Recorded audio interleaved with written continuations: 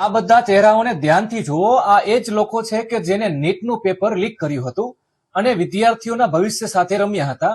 આ આખો ખેલ કેમ રચાયો, ચાલો સમજીએ. સૌથી પહેલા વાત કરીએ પીવી કુલકર્ણીની, જે પુણેના રિટાયર્ડ કેમિસ્ટ્રી લેક્ચરર છે અને પેપર સેટિંગ પેનલના સભ્ય હોવાથી તેમની પાસે પેપરની પૂરતી પહોંચ હતી. તેમને પોતાના ઘરે સિક્રેટ ક્લાસીસ ચાલુ કર્યા અને વિદ્યાર્થીઓને પ્રશ્ન આપ્યા જે લીક થયેલા પેપર સાથે આબેહૂબ મેચ થતા હતા. બીજા છે પુણેના બોટની પ્રોફેસર મનીષા મંધારે. નીટના પેપરમાં જે બાયોલોજીનો સેક્શન હતો તેના એક્સપર્ટ આ જ હતા.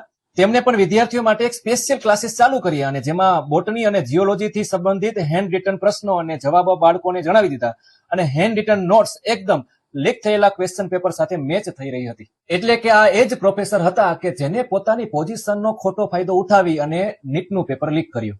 આના પછી આવે છે મનીષા વાઘમારે, કે જે પુણેમાં એક બ્યુટી સલૂન ચલાવે છે, અને આ છે ધનંજય લોખંડે, કે જે આયુર્વેદના ડોક્ટર છે. હવે આ બંનેનું કામ શું હતું કે પેલા પ્રોફેસરો માટે વિદ્યાર્થીઓ કલેક્ટ કરવા અને વિદ્યાર્થીઓ પાસે પૈસા લઈ અને ક્લાસીસ ઓર્ગેનાઇઝ કરવા અને વિદ્યાર્થીઓને પ્રશ્નોને જવાબ આપવા. તો એમ કહી શકાય કે મહારાષ્ટ્રમાં આ 4 લોકોએ પેપર લીક કર્યું હતું.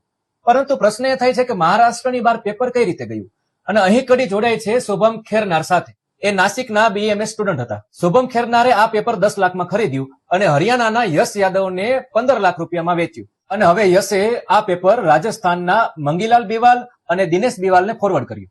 દિનેશ બિવાલે આ પેપર 10 લાખ રૂપિયામાં પોતાના દીકરા માટે ખરીદ્યું અને ધીમે ધીમે આ રીતના એક ચેન ઉભી થઈ કે જેમાં 30,000 થી 5 લાખ રૂપિયા સુધી લઈ અને બાળકોને આ પેપર વેચવામાં આવ્યું. પરંતુ સિકરના એક હોસ્ટેલ ઓનરના દીકરાને આ પેપર હાથમાં આવી ગયું અને આ પેપર એમને પોતાના ફાધરને ફોરવર્ડ કર્યું અને એમના ફાધરે પોલીસ કમ્પ્લેન કરી કે જેમાં આખા ગેંગનો પર્દાફાશ થયો. અને હવે સીબીઆઈની તપાસમાં ઘણા બધા નામો બહાર ધીમે ધીમે આવી રહ્યા છે. પરંતુ મારો સરકારને એક જ સવાલ છે કે જ્યારે નેટની એક્ઝામ થાય છે અને બાળકોને ચેકિંગમાં ક્રિમિનલ્સની જેમ ટ્રીટ કરવામાં આવે છે, ત્યારે આ સિસ્ટમમાં બેઠેલા ક્રિમિનલ્સ કે જે પેપર લીક કરે છે એમનું શું? સરકારે ફરીથી પરીક્ષા પણ લીધી અને રિઝલ્ટ પણ આપ્યું, પણ સ્ટુડન્ટ્સનો જે સમય બગડ્યો છે તેનું જવાબદાર કોણ?